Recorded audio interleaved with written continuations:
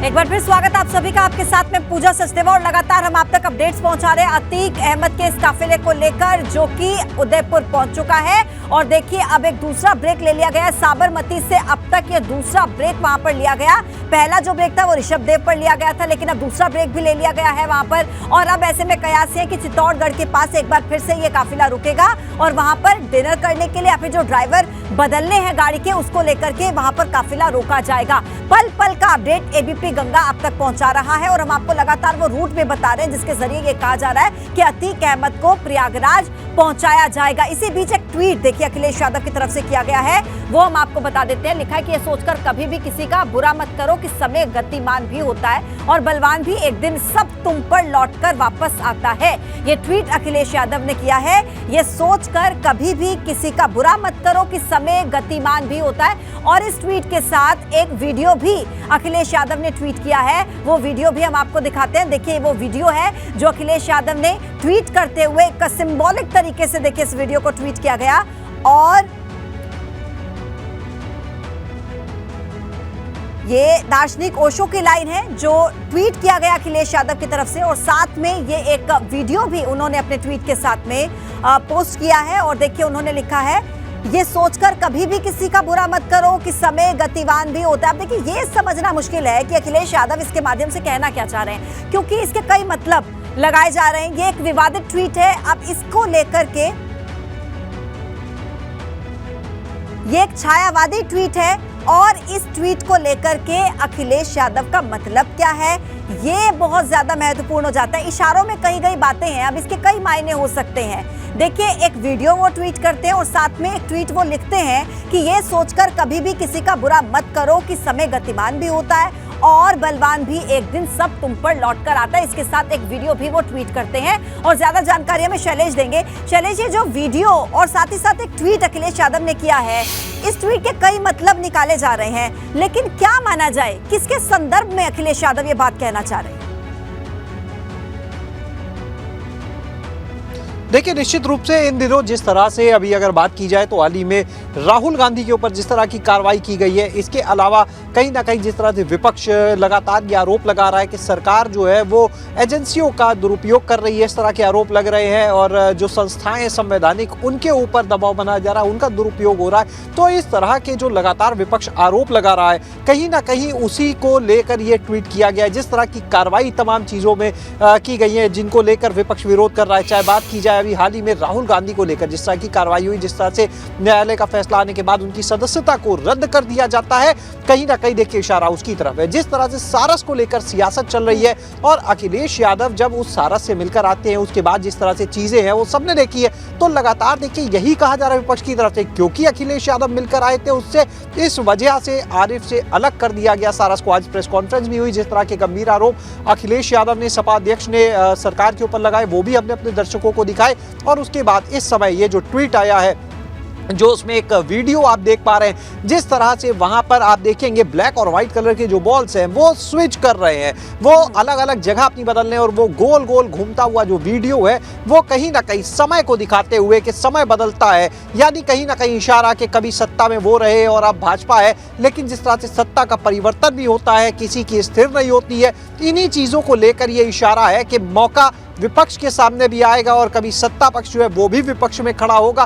तो इन्हीं चीजों को लेकर ये इशारा जो है कहीं ना कहीं विपक्ष की तरफ से किया जा रहा है। इस तरह के खुलकर भी बयान जो है वो कई बार आप देखिए तो सपा अध्यक्ष अखिलेश यादव की तरफ से आए हैं। जब बुलडोजर की कार्रवाई हुई तब भी उनकी तरफ से इस तरह के बयान जो थे वो सामने आए थे। इशारों में अखिलेश यादव अपनी बात कहते हैं, लेकिन इसके बहुत सारे मतलब क्योंकि राजनीतिक गलियारों में तो जाहिर तौर पर निकाले जाएंगे। एक राजनीतिक व्यक्ति की तरफ से अगर इस तरीके का ट्वीट किया जाएगा, मोइन आपको क्या लग रहा है, क्योंकि जिस तरीके से राजनीतिक गलियारों में चर्चा तेज होती है जब भी इस तरीके का कोई मुद्दा होता है, अखिलेश यादव एक ट्वीट करते हैं, साफ साफ कुछ समझ नहीं आता, लेकिन इशारों में बहुत कुछ समझने को है इस ट्वीट में। देखिए निश्चित तौर पर कहा जा सकता है कि अखिलेश यादव ने जो ट्वीट किया है उसमें खुलकर कुछ नहीं कहा है, इशारों में बात कहने की कोशिश की है। इसे दो चीज़ों से देख सकते हैं। एक तो ये कि राहुल गांधी की जो सदस्यता रद्द हुई है उसे जोड़कर भी देखा जा रहा है, और दूसरा, जैसे अभी कुछ पुलिस के लोग चर्चा कर रहे थे कि आज अतीक अहमद को साबरमती से जेल से निकाल करके प्रयागराज लाया जा रहा है, तो वो एक तरीके से पुलिस कर्मियों को वार्न कर रहे हैं कि रास्ते में कहीं गाड़ी नहीं पलटनी चाहिए, रास्ते में कहीं एनकाउंटर नहीं होना चाहिए। हालांकि अखिलेश यादव ने यह कतई साफ नहीं किया कि वो किस संदर्भ में ये बातें कह रही हैं, लेकिन जो अनुमान लगाया जा रहा है, अनुमान दो बातों को लेकर लगाया जा रहा है। ज्यादा संभावना इस बात की है कि अतीक अहमद के संदर्भ में उन्होंने ये बात कही हो, क्योंकि अगर राहुल गांधी के संदर्भ में वो ये बात करते तो राहुल गांधी की सदस्यता 48 घंटे पहले यानी परसों दोपहर को ही चली गई थी, और वो तब इस बात को रखते उस राहुल गांधी की सदस्यता रद्द होने को लेकर उन्होंने पहले ही ट्वीट कर दिया है, पहले ही उन्होंने जानकारी दे दी थी। ऐसे में बहुत मुमकिन यही है कि अतीक अहमद को जो साबरमती जेल से प्रयागराज लाया जा रहा है उस संदर्भ में अखिलेश यादव ने ये बातें कही हों। बिल्कुल, और साफ साफ कहा नहीं है, एक ट्वीट कर दिया, समझने के लिए छोड़ दिया सब लोगों पर कि अपने अपने हिसाब से इसका मतलब निकाल दीजिए। क्योंकि आज का अगर हम देखें तो अतीक अहमद का जो मुद्दा है वो सबसे ज्यादा महत्वपूर्ण है। शैलेश, जैसा कि मोइन भी कह रहे हैं कि 48 घंटे से ज्यादा का समय बीत चुका है, राहुल गांधी की सदस्यता गए, लेकिन अगर अब वो एक ट्वीट करते हैं तो इसको कहीं ना कहीं अतीक अहमद के इस केस से भी जोड़कर देखा जाए।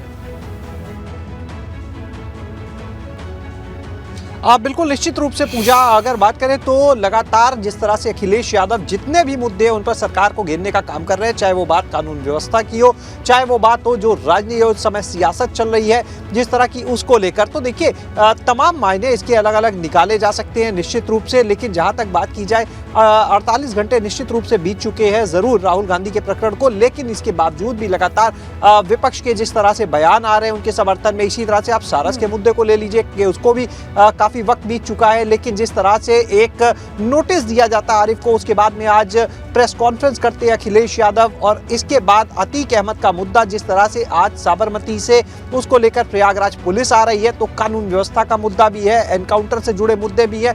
तो जिसको जैसे इस ट्वीट को देखना हो वो निश्चित रूप से देख सकता है, लेकिन अखिलेश यादव का इशारा बिल्कुल साफ है। उन्होंने अपनी जो बात कहनी थी वो इशारों में कहीं ना कहीं एक विपक्षी दल के जो नेता है उसके तौर पर उन्होंने सबके सामने रख दी है। अब ये सामने वालों पर छोड़ दिया, कौन इसके क्या मायने निकालता है, किस तरह से देखता है। राजनीतिक व्यक्ति की तरफ से जब भी कोई ट्वीट किया जाता है, जब भी कोई बात लिखी जाती है, उस पर तुरंत ट्वीट वॉर छिड़ जाता है। क्या अखिलेश यादव के इस ट्वीट के बाद कोई रिएक्शंस मिले हैं, क्या कुछ दिखने को मिला, कुछ रिस्पॉन्स किसी राजनीतिक व्यक्ति की तरफ से?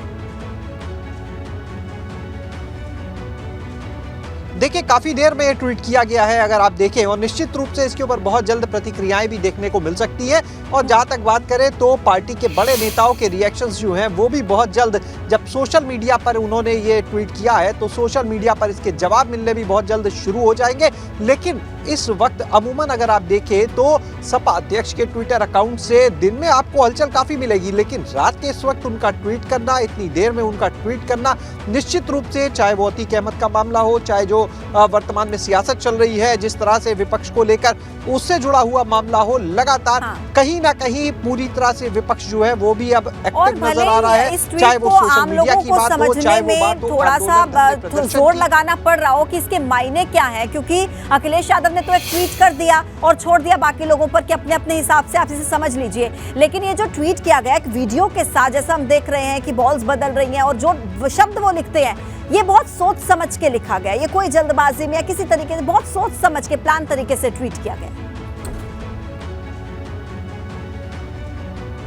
अब देखिए, निश्चित रूप से जब भी आप अखिलेश यादव के पुराने ट्वीट्स भी अगर देखें एक एक करके, और या फिर सिर्फ अखिलेश यादव के नहीं, जितने भी बड़े नेताओं के आप ट्वीट देखिए तो पूजा कितनी बार आप भी उनके बारे में चर्चा करते हैं, तो निश्चित रूप से वो इशारों में पूरी बात कह जाते हैं। निश्चित रूप से कहीं ना कहीं एक लाइन होती है, लेकिन उस एक लाइन में उनकी पूरी जो उन्हें बात कहनी होती है, पूरी बात समाहित होती है चंद शब्दों में। और वही काम इस बार भी किया गया है, एक वीडियो, एक लाइन, और उसके नाम पर उस वीडियो, उस लाइन के बहाने पूरी अपनी जो बात है, जिस तरह से उन्हें सत्ता पक्ष पर निशाना साधना है, कहीं ना कहीं वो पूरा काम उन्होंने किया है और निश्चित रूप से इसके सियासी मायने जो है वो भी अलग अलग तरीके से सब निकाल रहे हैं और बहुत जल्द अगर बात करें तो इसके ऊपर जो रिएक्शंस है, जो सत्ता पक्ष के लोग हैं, उनकी तरफ से पलटवार भी होता हुआ साफ देखा जाएगा। थोड़ी देर के बाद जब इस पर कुछ रिएक्शंस मिले, रिस्पांस मिले तो समझ में आ जाए कि आखिर अखिलेश यादव के ट्वीट का मतलब क्या था। इस बीच एक बड़ी खबर दे देते अपने दर्शकों को,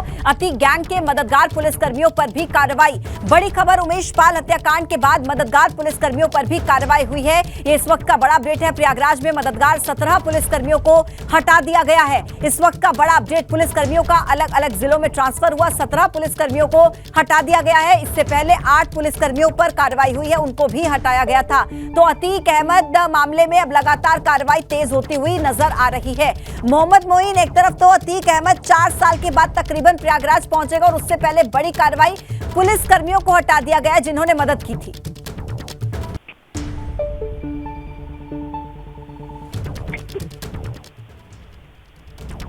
मोइन, मेरी आवाज मिल रही है आपको?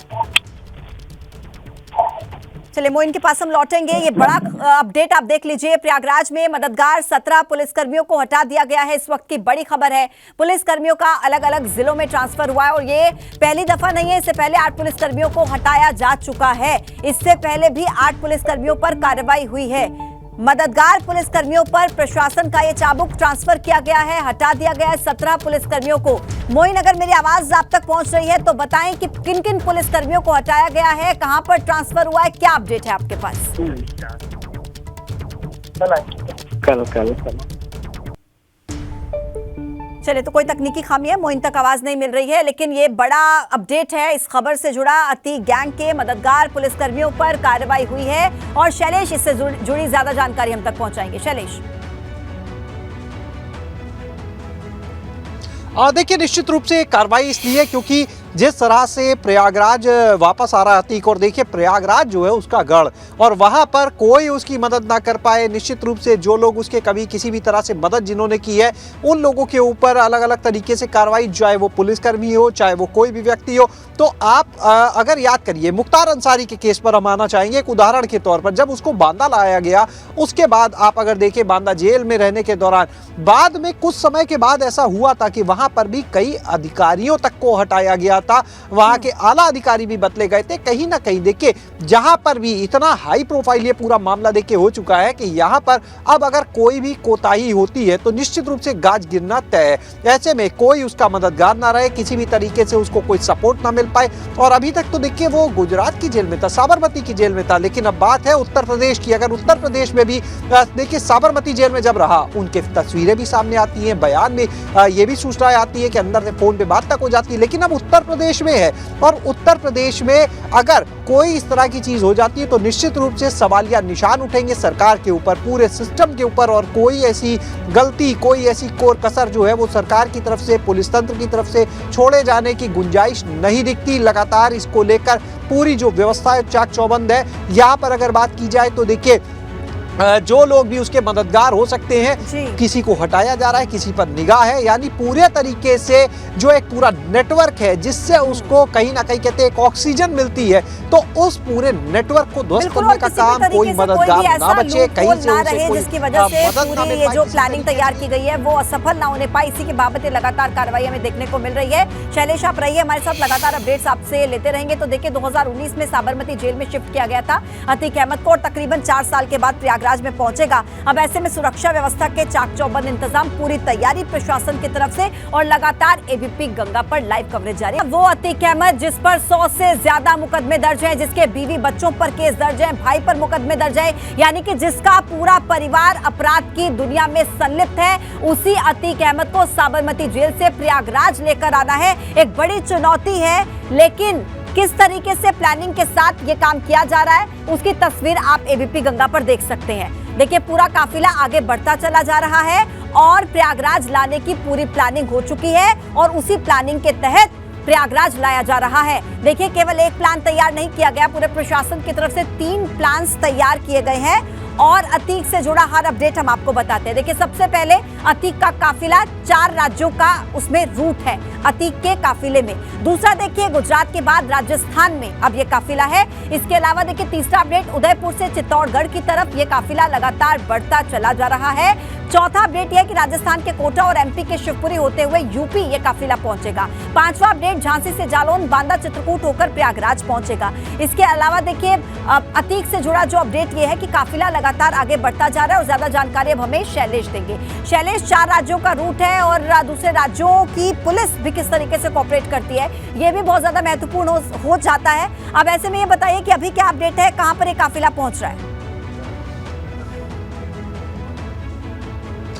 देखिए, लगभग अगर बात करें तो जिस तरह से चित्तौड़गढ़ की तरफ ये काफिला बढ़ रहा है, और जहाँ तक बात की जाए अन्य राज्यों की पुलिस से, तो देखिए लगातार इसके लिए जो पुलिस मुख्यालय उत्तर प्रदेश का, वो अन्य राज्यों की पुलिस से लगातार संपर्क में है। अन्य राज्यों के जो पुलिस मुख्यालय, जो डीजीपी है, उनके साथ लगातार संपर्क स्थापित किया जा रहा है। और उसके पीछे वजह यही कि जहाँ से भी ये काफिला निकले वहाँ पर उसको पूरा सहयोग मिले, किसी तरह की कोई समस्या ना आए। और देखिए, निश्चित रूप से ये एक सहयोग जो होता है, अगर मान लीजिए कभी किसी को उत्तर प्रदेश से और कहीं पर ले जाया जाए, तो इसी तरह से उत्तर प्रदेश की जो पुलिस है वो भी सहयोग करती है इस पूरे काम में। और वही काम अब उत्तर प्रदेश की जो पुलिस है वो सहयोग ले रही है। बाकी जगह से जो जवान है यहाँ से पुलिस के गए हुए हैं, वो निश्चित रूप से कोऑर्डिनेशन लगातार इसको लेकर चल रहा है। और खुद आला अधिकारी जो हैं वो अन्य राज्यों के आला अधिकारियों के भी संपर्क में है। और यही बात देखिए लगातार चल रही है, जो सोर्सेस से आ रही है कि कहीं पर किसी भी तरह की कोई चूक ना हो, कोई कोताही ना हो, कोई कोर कसर ना छूटे, कहीं पर कोई कमी ना रह जाए।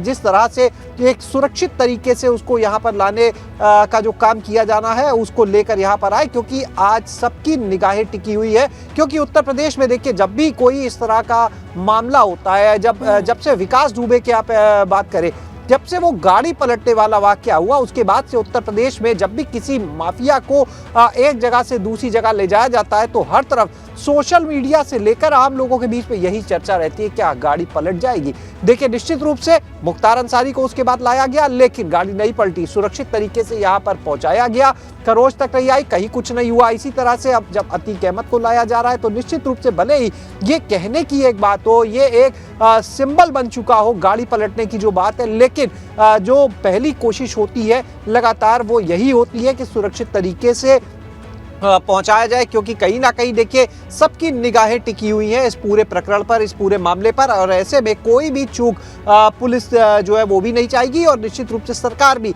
कोई ऐसी चूक नहीं चाहेगी। और यही वजह है कि जो आला अधिकारी है वो इस समय भी लगातार मॉनिटरिंग कर रहे हैं। लगभग देखिए 11:15 वक्त हो चुका है, 11:30 होने वाला है, लेकिन इस समय भी जो शासन के आला अधिकारी है, गृह विभाग के आला अधिकारी है, वो लगातार इस बारे में चर्चा करके अपडेट्स ले रहे हैं पुलिस मुख्यालय के टॉप अधिकारियों से, डीजीपी से, एडीजी से।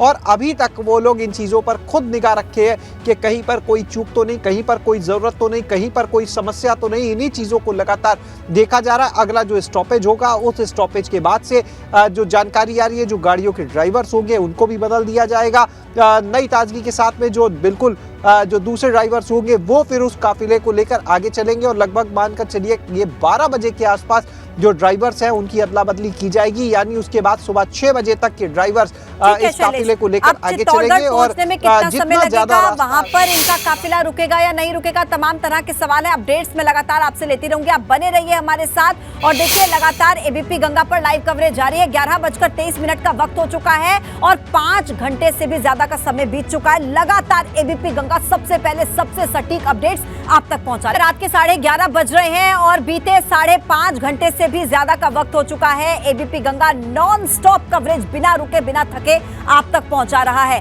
कहां से काफिला शुरू हुआ, कहां पर रुका, कहां पर ब्रेक लिया, कहां पर आगे जाएगा, सबसे पहले सबसे सटीक अपडेट आप देख रहे हैं एबीपी गंगा पर। देखिए, पहला ब्रेक ऋषभदेव में हुआ, दूसरा ब्रेक हुआ उदयपुर में, तीसरा ब्रेक हो सकता है चित्तौड़गढ़ के पास। ये अब तक की जानकारी हमारे पास है। तस्वीर अब देख लीजिए, ये वो काफिला है जो आगे बढ़ता चला जा रहा है, जिसमें वो 45 पुलिसकर्मी मौजूद हैं जिनको जिम्मेदारी दी गई है अतीक अहमद को साबरमती जेल से प्रयागराज लाने की, जिसमें एक आईपीएस अधिकारी है, 40 कांस्टेबल है और 45 कुल पुलिस के अधिकारी हैं। केवल 5 अधिकारी ऐसे हैं जिनके पास मोबाइल फोन है, बाकी 40 अधिकारियों के पास कोई मोबाइल फोन नहीं है। ये एक्सक्लूसिव तस्वीरें एबीपी गंगा के पास, ये वो काफिला जो आगे बढ़ता चला जा रहा है, जिसमें अतीक अहमद की मौजूदगी है और अतीक अहमद को प्रयागराज लाया जा रहा है, क्योंकि देखिए अब रूट कहीं ना कहीं ये साफ होता नजर आया है। संभावित अभी तक का जो सामने आया है वो ये है कि झांसी से प्रयागराज ले जाया जाएगा।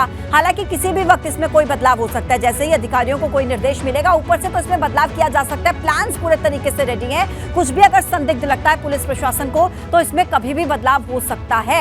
ये अपडेट आप देख लीजिए। सुबह 6 बजे देखिए क्या हुआ, उसके बाद 9 से 10 बजे तक झांसी ये काफिला पहुंच सकता है।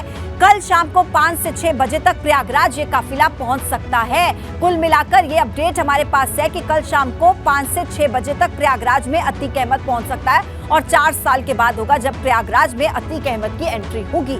अब देखिए ड्राइवर को क्योंकि बदलना है, इतना लंबा रास्ता है, अब ऐसे में ड्राइवर पूरा रास्ता नहीं ड्राइव कर सकता है, जाहिर तौर पर तो ड्राइवर को चेंज करना है। जानकारी मिल रही है कि चित्तौड़गढ़ के पास यहाँ पर एक हॉल्ट लिया जा सकता है और वहां पर ड्राइवर को बदला जा सकता है, डिनर किया जा सकता है। और देखिए कल शाम को 5 से 6 बजे के बीच टेंटेटिव ये माना जा रहा है कि प्रयागराज पहुंच सकता है ये पूरा काफिला, जिसके बाद नैनी जेल में रखा जाएगा और उसके बाद वहां पर सुरक्षा के चाक चौबंद इंतजाम है। शैलेश अरोड़ा से हम ज्यादा जानकारी ले लेते हैं। शैलेश, सवाल मैं आपसे कर रही थी कि चित्तौड़गढ़ पहुंचने के में कितना भी वक्त लगेगा और जो प्लान में था कि चित्तौड़गढ़ के पास एक हॉल्ट लिया जा सकता है, क्या वो अभी भी उसी प्लान के हिसाब से चलेगा? देखिए लगभग आधे घंटे का वक्त और बताया जा रहा है, आधे से पौने घंटे का, कि चित्तौड़गढ़ पहुंच सकते हैं। और जहां तक बात है हॉल्ट की, तो देखिए इसको लेकर अभी भी एक हॉल्ट तो देखिए लिया जाना है निश्चित रूप से, क्योंकि ड्राइवर्स को चेंज किया जाना है। दूसरी चीज़ अगर बात करें तो वहां पर जो लोकल पुलिस है उससे संपर्क करके यही देखा जा रहा है कि कौन सी जगह सेफ रहेगी, यानी कहाँ पर सन्नाटा ना हो, आसपास सारी व्यवस्थाएं हो, जिसको फ्रेश होना हो सके।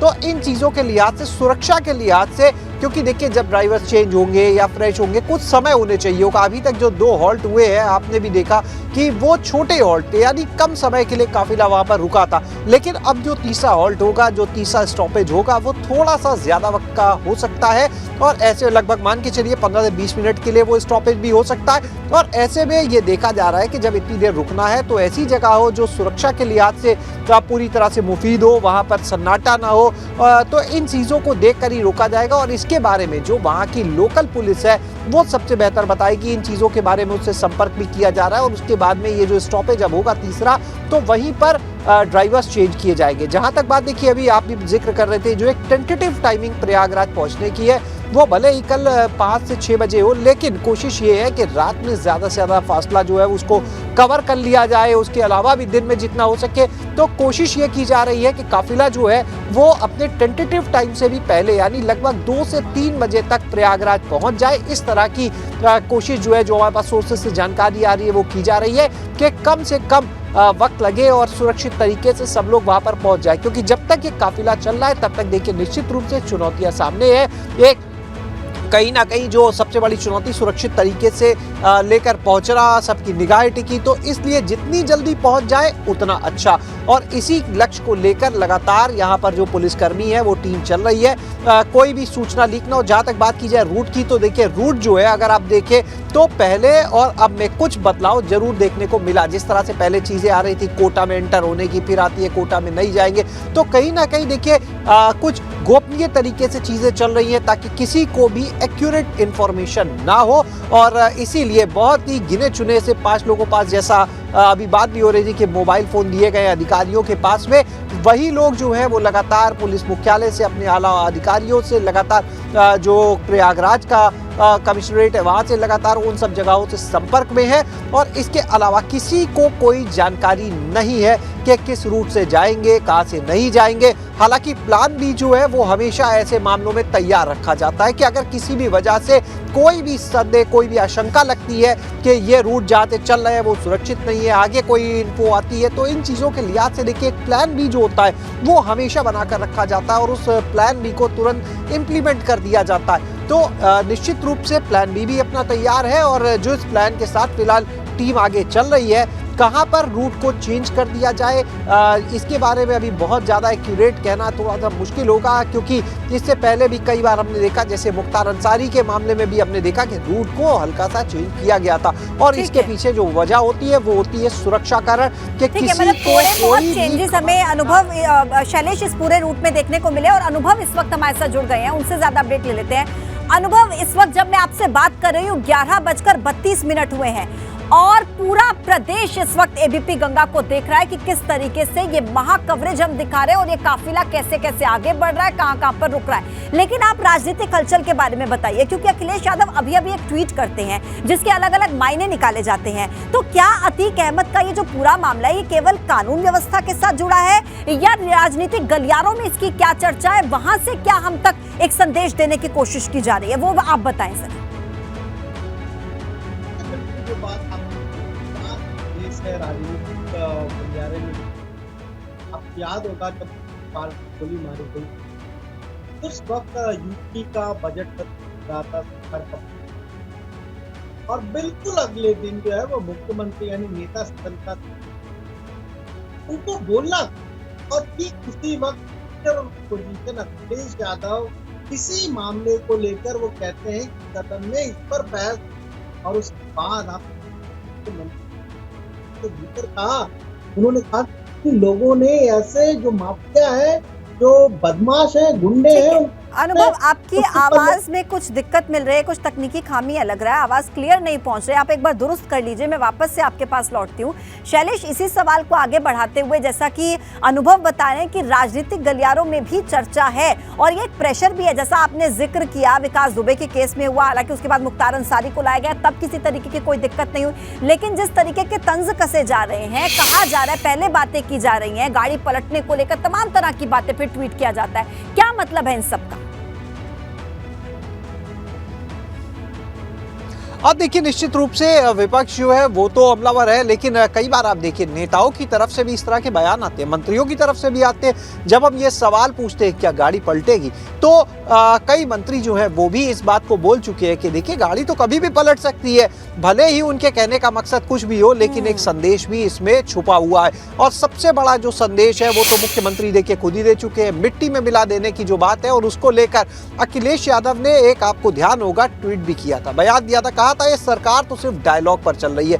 जब मुख्यमंत्री ने सदन में मिट्टी में मिला देने वाला बयान दिया, बात कही, तो उसके बाद अखिलेश यादव ने यही कहा कि सरकार डायलॉग पर चल रही है। लेकिन सरकार जो है वो भी दिखाना चाहती है, बताना चाहती है कि वो डायलॉग पर नहीं चल रही है, बल्कि वो अपने काम पर चल रही है। और जब पूरे 6 साल का कार्यकाल पूरा हुआ, 25 मार्च एक ही दिन अभी बीता है, तो मुख्यमंत्री जब बात कर रहे थे तो उन्होंने कानून व्यवस्था को बातचीत में उठाया, और उन्होंने ये भी कहा कि निश्चित रूप से कानून व्यवस्था पर लोगों का भरोसा कायम हुआ है और लॉ एंड ऑर्डर के मुद्दे पर लगातार सरकार जो है बेहतर प्रदर्शन कर रही है। अपराधियों, माफियाओं को लेकर एक मुख्यमंत्री का बयान हमेशा देखिए चर्चा में रहता है, और जब ये प्रयागराज कांड हुआ तो उसी बयान को लेकर विपक्ष ने निशाना साधा। वो बयान क्या है देखिए मुख्यमंत्री का, कि अपराधी या तो प्रदेश छोड़ गए या जेल में कैद है।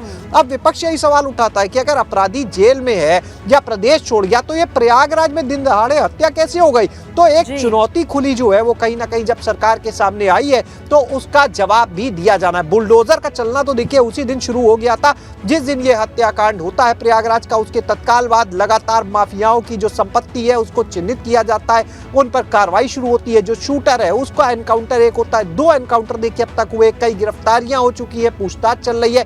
लेकिन जो सबसे बड़ा नाम इसमें था वो खुद अतीक अहमद का था, और ऐसे में अतीक अहमद का इस समय उत्तर प्रदेश में लाया जाना निश्चित रूप से एक बड़ा काम होगा, और ऐसे में यही वजह है कि लगातार जो है वो इसके ऊपर निगाहें भी रखी जा रही है। लेकिन जिस तरह से विपक्ष की बात करें, राजनीतिक गलियारों से लेकर आम जन तक की निगाहें हैं इसी पर, और लगातार जिस तरीके से एबीपी गंगा हर वो कवरेज भी दिखा रहा है, काफिले से जुड़ा अपडेट देखिए 5 घंटे 52 मिनट का समय बीत चुका है और एबीपी गंगा पर नॉन स्टॉप कवरेज लगातार जारी है।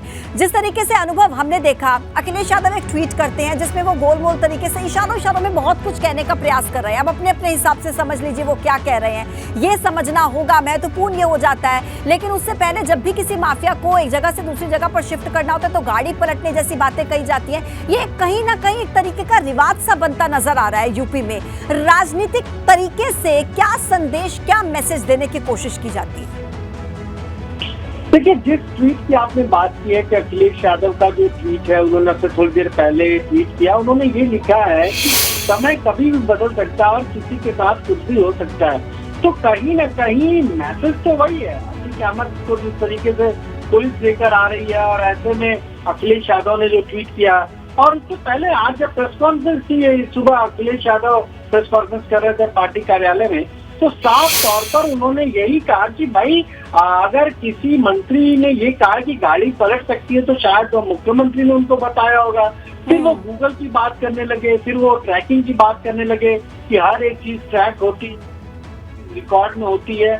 पर सवाल यही है, जो बात मैं पहले कह रहा था कि जब ये उमेश पाल का हत्याकांड हुआ तो उस वक्त यूपी में बजट सत्र चल रहा था, मुख्यमंत्री को सदन में बोलना था, और ये जब घटना हुई, दिन दहाड़े हत्या हुई, तो सरकार को भी लगा कि बड़ी घटना हो गई है, क्या जवाब सदन में कैसे देना है, ये सरकार भी सोच रही थी।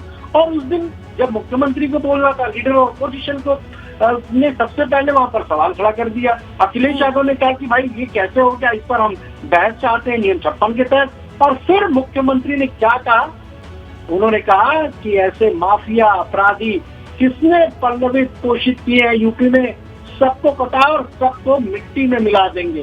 तो वो जो बात मुख्यमंत्री ने कही, कहीं ना कहीं उसका असर देखने को मिला। आप देखिए 31 दिन हो गए हैं, 2 इनकाउंटर हो चुके हैं। इसके अलावा जितने भी आरोपी हैं उन पर जो इनाम राशि है वो 5-5 लाख रुपए सरकार ने बढ़ाकर कर दी है।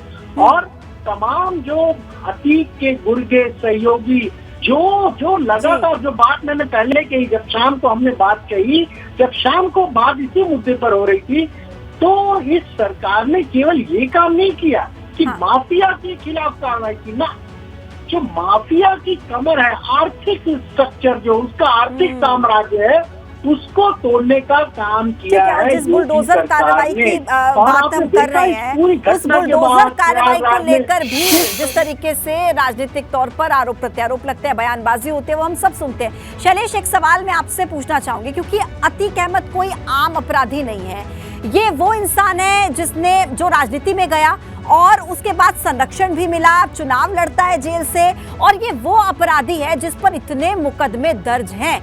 ऐसे अपराधी को जब 4 साल के बाद प्रयागराज में जिसकी एंट्री होगी, बड़ी संख्या में जिसके सपोर्टर्स भी हैं, प्रयागराज में एंटर होने के बाद तो पुलिस प्रशासन के लिए और बड़ी चुनौती हो जाएगी। वहां पर कैसे टैकल करना है सभी को? पूजा, आपने बिल्कुल सही कहा, उसके बड़े सपोर्टर्स है और उसका जवाब जो है वो कुछ देर पहले हम और आप चर्चा जब कर रहे थे, अपने दर्शकों को दे रहे थे, वो यही था। जिस तरह से पुलिस कर्मियों को वहां से हटाया गया, तो कहीं ना कहीं जो उसके सपोर्टर्स है, चाहे वो एक लोगों के बीच में रहने वाले हो या फिर पुलिस प्रशासन, इसके बीच में छुपे हुए उसके सपोर्टर्स हो, उस पूरे काकस को खत्म करने का काम पहले से ही किया जाना शुरू हो गया है। दूसरी चीज, जिस समय अतीक अहमद से जुड़ी संपत्तियों पर कार्रवाई हुई या उसके सहयोगियों की संपत्ति पर कार्रवाई हुई, जिस तरह से अतीक अहमद के बेटे पर इनाम रखा जाता है, उसकी पत्नी पर मामला आता है, जिस तरह से एक एक करके 2 एनकाउंटर होते हैं, तो कहीं ना कहीं जो अतीक अहमद को लेकर खौफ है एक लोगों के मन में, उसको खत्म करने की कोशिश भी लगातार ये की जा रही है। और देखिए, कहीं ना कहीं कोई भी माफिया हो, कोई भी अपराधी हो, उसकी 2 सबसे बड़ी ताकत होती है, एक लोगों के मन में उसका खौफ और दूसरी जो उसकी आर्थिक मजबूती होती है। तो दोनों ही मोर्चों पर लगातार देखिए सरकार काम कर रही है। एक तरफ जहां संपत्तियों पर बुलडोजर चल रहा है, एक तरफ जो उसके सपोर्टर्स है उनकी संपत्तियों पर बुलडोजर चल रहा है, तो आर्थिक रूप से कमर तोड़ने का काम। और दूसरी तरफ अगर बात की जाए तो इन सारी कार्रवाई से जो लोगों के मन में एक खौफ होता है, एक मैसेज जाता है देखिए उसके बाद में कि इतना बड़ा माफिया लेकिन कुछ नहीं कर पा रहा वहां पर, अगर उसके ऊपर ये कार्रवाई हो रही है तो लोगों के मन में देखिए एक मैसेज भी जाता है। तो बिल्कुल, कहीं ना कहीं और बिल्कुल शैलेश, ऐसे माफियाओं का, ऐसे अपराधियों का हश्र क्या होता है, जब उनके चेहरे पर खौफ दिखता है ना जनता को, तब समझ में आता है कि इस तरीके के कुख्यात जो अपराधी होते हैं उनका हश्र कुछ अच्छा होता नहीं है। जैसा कि अब पुलिस प्रशासन उसको वहां पर लेके जा रहा है, कोर्ट में फैसला देखना होगा। आप दोनों हमारे साथ बने रहिए, लगातार अपडेट्स आपसे लेते रहेंगे। और इस समय पर हम आपको इस वक्त का बड़ा अपडेट देते हैं, ताजा अपडेट, लाइव अपडेट हम आप तक पहुंचाते हैं अतीक अहमद केस से जुड़ा। देखिए, चित्तौड़गढ़ की तरफ तेजी के साथ यूपी पुलिस का काफिला आगे बढ़ता चला जा रहा है। चित्तौड़गढ़ में बदले जा सकते हैं ड्राइवर, ऐसी जानकारी मिल रही है। यूपी पुलिस मुख्यालय की तरफ से हर पल की मॉनिटरिंग की जा रही है। इसके अलावा देखिए, चित्तौड़गढ़ की तरफ अब यूपी पुलिस का ये जो काफिला है वो बहुत तेजी के साथ आगे बढ़ता चला जा रहा है, क्योंकि ऐसा माना जा रहा है कि वहां पर गाड़ी रुकेगी और कोटा की तरफ फिर ये काफिला आगे बढ़ेगा। ड्राइवर्स वहां पर बदले जा सकते हैं, छोटा सा ब्रेक वहां पर हो सकता है, 15 से 20 मिनट का ऐसे माना जा रहा है, और चित्तौड़गढ़ में ड्राइवर भी बदले जा सकते हैं। ये इस वक्त का बड़ा अपडेट है जो हम आप तक पहुंचा रहे हैं। यूपी पुलिस मुख्यालय की तरफ से हर पल की मॉनिटरिंग हो रही है। जो भी आदेश मुख्यालय की तरफ से मिल रहे हैं उन्हीं आदेशों को फॉलो करते हुए ये जो कर्मचारी हैं, जो पहुंचे हुए हैं पुलिसकर्मी, वो इन सभी आदेशों को फॉलो करते हुए आगे बढ़ते चले जा रहे हैं। काफिला अब देखिए चित्तौड़गढ़ की तरफ तेजी के साथ हाई स्पीड में आगे बढ़ता चला जा रहा है, और यूपी पुलिस का ये काफिला बिना रुके लगातार आगे बढ़ रहा है। हालांकि 2 बार बीच में ब्रेक लिया, बहुत ही कम समय का, 2-3 मिनट का, लेकिन अब जो ब्रेक होगा वो 15 से 20 मिनट का हो सकता है। चित्तौड़गढ़ के पास ये ब्रेक लिया जा सकता है और वहां पर ड्राइवर भी बदले जा सकते हैं, ऐसी जानकारी मिल रही है। एबीपी गंगा पर लगातार आप live coverage, non stop coverage देख रहे हैं, पल पल का अपडेट देख रहे हैं। ज्यादा जानकारी अब हमें देंगे शैलेश अरोड़ा। शैलेश, चित्तौड़गढ़ में पहुंचने में कितना वक्त बाकी? लगभग देखिए 20-25 मिनट या अधिकतम आधे घंटे का वक्त फिलहाल बताया जा रहा है कि लग सकता है चित्तौड़गढ़ पहुंचने में। लगभग मानकर चलिए 12:15 बजे तक जो है ये काफिला 12:15 से 12:30 के बीच में मैक्सिमम ये माना जा रहा है कि चित्तौड़गढ़ में ये काफिला पहुंच सकता है। बीच में देखिए, क्योंकि कई जगह पर जो रूट था, जो रोड्स थी वो अच्छी नहीं थी, और ऐसे में जो काफिला था उसको अपनी स्पीड जो थी वो कम करनी पड़ी थी, लेकिन एक बार फिर से रफ्तार पकड़ी है काफिले ने, तेजी के साथ में आगे बढ़ रहा है। लगभग 12:15 बजे तक मानकर चलिए कि काफिला जो है वो चित्तौड़गढ़ पहुंच जाएगा। लेकिन देखिए, चित्तौड़गढ़ में भी रुकना कहाँ है ये मैटर करता है। देखिए, चित्तौड़गढ़ तो पहुंच जाएंगे, लेकिन वहां पर कौन सी जगह सेफ है, कौन सी जगह सुरक्षित है, वो कौन सी जगह तय की गई है जहां पर इस काफिले को रोका जाए, ये जानकारी किसी को नहीं है। लोकल पुलिस जो है खाली उसके साथ में कोऑर्डिनेशन करके पूरी व्यवस्था की जा रही है। तो ऐसे में चित्तौड़गढ़ में कहां पर रुकेंगे, वो स्पॉट कौन सा होगा, इसके ऊपर ये तय होगा। लेकिन निश्चित रूप से इसी वजह से हम बोल रहे हैं कि लगभग 12:15 बजे का वक्त 5-7 मिनट पहले भी हो सकता है, 10 मिनट आगे भी हो सकते हैं, और वहां पर ये माना जा रहा है, अब तक की जो देखिए सूचना है वो यही है कि वहां पर ये काफिला रुकेगा। उसके बाद कुछ रिफ्रेशमेंट के साथ, कुछ खान पान के साथ में वहां पर थोड़ा सा रेस्ट लेकर उसके बाद जो टीम होगी, जो ड्राइवर्स होंगे वो चेंज होंगे और वहां से काफिला चल देगा। तो जाहिर सी बात है, इन सब चीजों में लगभग 15 मिनट का वक्त जो है वो लग सकता है। तो ये तीसरा जो स्टॉपेज है ये अब तक का सबसे बड़ा स्टॉपेज इस 6 घंटे की, क्योंकि देखिए लगभग 5:45 बजे ये काफिला जब निकला था, और जब हम बात कर रहे हैं जिस समय तक काफिले के पहुंचने की, तो लगभग 6.5 घंटे का वक्त बीत चुका होगा। यानी 6-6.25 6.5 घंटे पे ये तीसरा स्टॉपेज होगा, और वो थोड़ा सा लंबा होगा क्योंकि उसमें जो ड्राइवर्स हैं वो भी चेंज होंगे, और उसके बाद में काफिला आगे बढ़ेगा। तो निश्चित रूप से कुछ देर का इंतजार और है, और उसके बाद में ये काफिला जब रफ्तार भरेगा तो फिर जल्दी स्टॉपेज नहीं होगा। ये मानकर चलिए कितना ज्यादा रास्ता कितने कम समय में, उनके लिए एक बार फिर से ये जानकारी दे दीजिए कि टोटल कितने ड्राइवर हैं जो इस वाहन को चलाएंगे, और कितने कितने घंटे के बाद इन ड्राइवर्स को बदला जाएगा, क्या प्लानिंग है?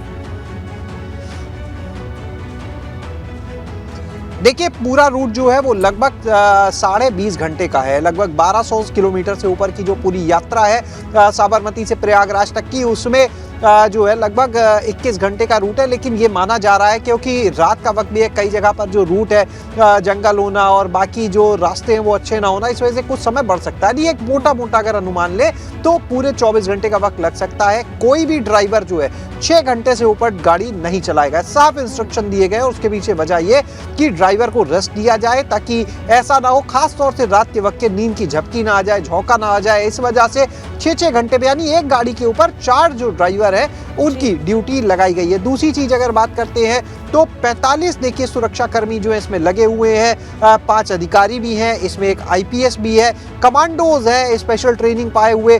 मोबाइल फोन जो है सिर्फ 5 अधिकारियों के पास दिए गए हैं, जो 5 अधिकारी पूरा लगातार कोऑर्डिनेशन कर रहे हैं। पुलिस मुख्यालय जो है वो जानकारियां जो है वो सीधे प्रयागराज से नहीं ले रहा है, प्रयाग कमिश्नरेट से, बल्कि यहाँ पर जो अधिकारी है सीधे उनसे कोऑर्डिनेट करके एक एक चीज की जानकारी भी ले रहा है। तो वहां से जानकारियां जा रही हैं। इसके अलावा अगर बात की जाए तो जो ऑफिसर्स हैं उन सबको बुलेट प्रूफ जैकेट दी गई है कि एक तरफ जहां अतीक अहमद सुरक्षित तरीके से पहुंचे ये कोशिश है, तो वहीं दूसरी ओर जो पुलिसकर्मी है वो भी सुरक्षित रहे, इस बात का भी विशेष ध्यान दिया गया है। जितने भी पुलिसकर्मी थे हमने देखा था जब वो लोग 2 स्टॉपेज हुए, सब हथियारों से लैस थे, अत्याधुनिक हथियारों से लैस थे। कुछ जगह पर देखिए जो है वहां पर नेटवर्क का इशू हो सकता है, ऐसे में जो वायरलेस सिस्टम होता है, जो पुलिस का अपना टेलीकॉम सिस्टम होता है, उसकी भी वहां पर जहां जरूरत पड़े मदद ली जा सकती है। लगातार जो लोकल पुलिस है जहां जहां से निकल रहा है काफिला उसके साथ कोऑर्डिनेशन है, उन सभी जगह पर जो है वो इंस्ट्रक्शंस जो है वो पुलिस की तरफ से भेज दिए गए। जिस तरह से पहले झांसी की बात सामने आई, आगरा, बाकी जो जिले रास्ते में आ रहे हैं, चाहे बरेली हो, चित्रकूट हो, सब जगह पर देखिए जो पुलिस है उसको ये मैसेज लगातार कन्वे कर दिए गए हैं पहले से कि काफिला जो है वहां पर एक टेंटेटिव टाइम कब तक पहुंच सकता है, वहां पर किस तरह का उसको सहयोग चाहिए होगा, किस तरह से एस्कॉर्ट करेगी वहां की जो लोकल पुलिस है। जब मान लीजिए उदाहरण के लिए जब वो काफिला चित्रकूट में एंटर होता है और उसके बाद जब वो चित्रकूट छोड़ता है तो चित्रकूट में एंटर होने के साथ ही बॉर्डर पे जो एस्कॉर्ट की गाड़ी होगी लोकल पुलिस की लग जाएगी और उसके बाद वो गाड़ी पूरा बॉर्डर क्रॉस कराने तक चलेगी। यानी कि किसी भी जनपद को क्रॉस कराना ये वहां की लोकल पुलिस की, लोकल एडमिनिस्ट्रेशन की जिम्मेदारी होगी कि किस तरीके से यूपी पुलिस के साथ कोऑर्डिनेट करके उस जनपद को क्रॉस कराया जाता है। ये पूरी कोऑर्डिनेशन की जो है जिम्मेदारी ली जाएगी। ठीक है शैलेश, आप रहिए हमारे साथ, लगातार अपडेट्स आपसे लेते रहेंगे। तो चित्तौड़गढ़ के बाद अब देखिए जो जानकारी मिल रही है, कोटा की तरफ रवानगी होगी और काफिला आगे ऐसे बढ़ता चला जाएगा। थोड़ी देर में चित्तौड़गढ़ पहुंच जाएगा ये काफिला और वहां पर थोड़ी देर का ब्रेक होगा, तकरीबन 15 से 20 मिनट का, जहां पर ड्राइवर बदले जाएंगे और उसके बाद सीधे आगे की तरफ ये काफिला रवाना होगा। तो पल पल का अपडेट आप देख रहे हैं एबीपी गंगा के साथ कि किस तरीके से ये काफिला बढ़ रहा है, कहां रुक रहा है, कितना स्टॉपेज लिया और कितनी स्पीड के साथ ये वाहनों की रफ्तार बढ़ती चली जा रही है। कोशिश यही है कि रात के समय में ज्यादा से ज्यादा सफर कवर कर लिया जाए ताकि सुबह जब थोड़ा सा समय ऐसा हो जाता है कि वाहन वहां से निकलने शुरू होते हैं, थोड़ा भीड़ भाड़ वाले इलाके जो शहरों के भीतर हो जाते हैं, वहां पर स्पीड थोड़ी सी कम रह सकती है। इसलिए कोशिश यही है कि रात के समय में ज्यादा से ज्यादा सफर को कवर कर लिया जाए। तो देखिए चित्तौड़गढ़ के बाद कोटा के लिए रवानगी होगी और ये रास्ता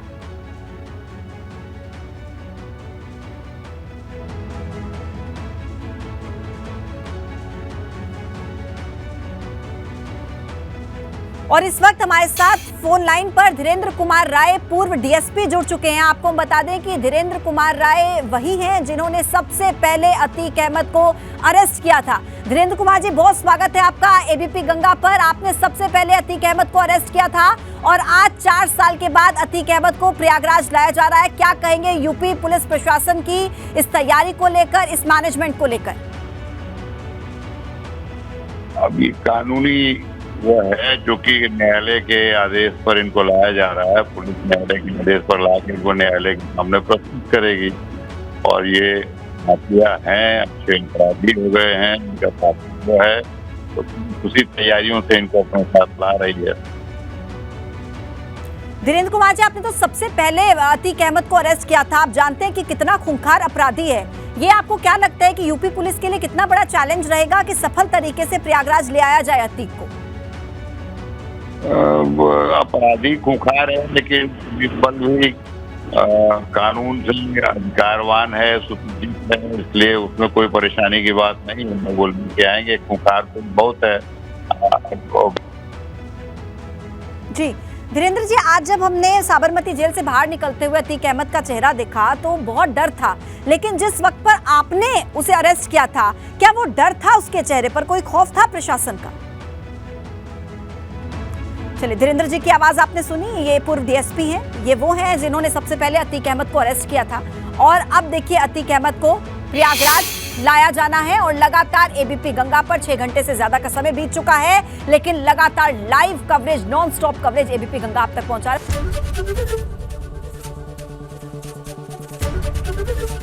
एबीपी गंगा, खबर आपकी, जुबान आपकी।